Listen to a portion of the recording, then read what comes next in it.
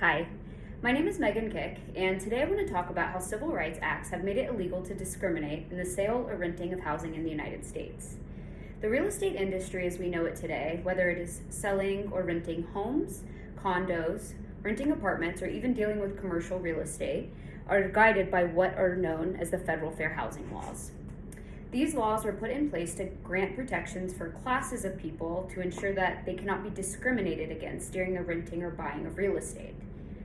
These laws dictate almost every aspect of how applications for loans, for homes, for apartments are processed, and they even dictate the way that a property is marketed to the public.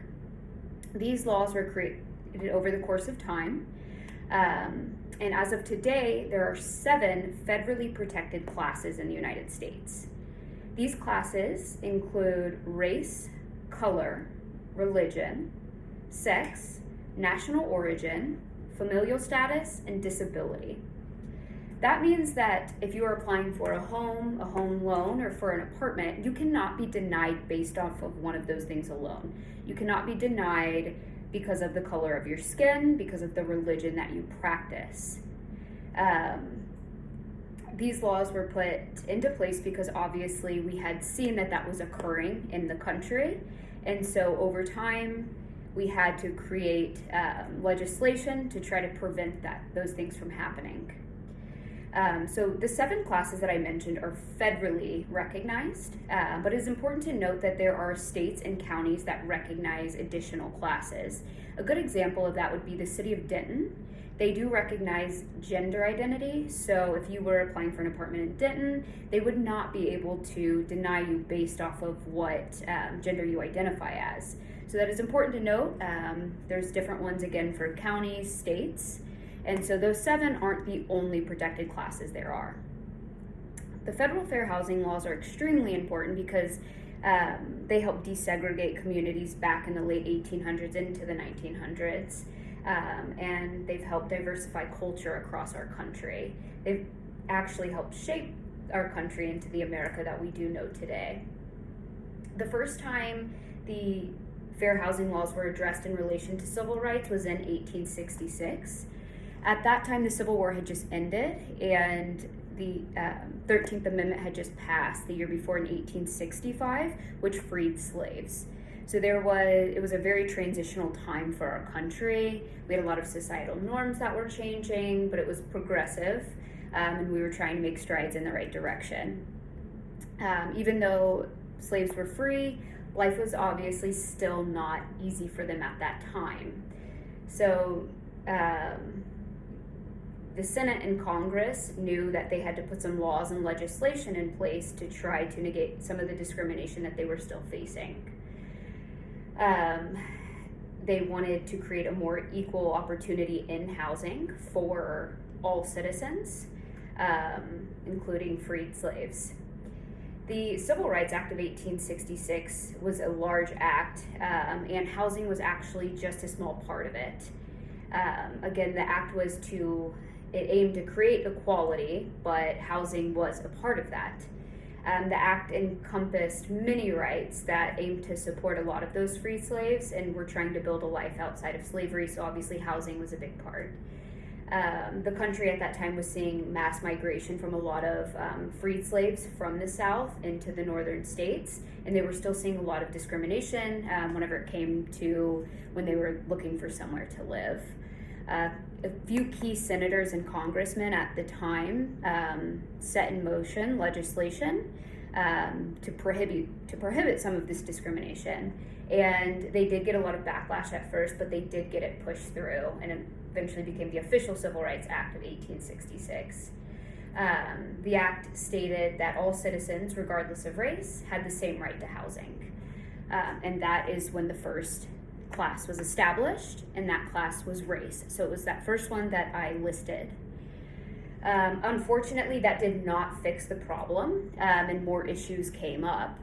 Redlining was a common practice, which was when mortgage loan companies would not lend in certain neighborhoods that were mainly minority based, and so obviously a lot of minorities were disqualified from loans at that time.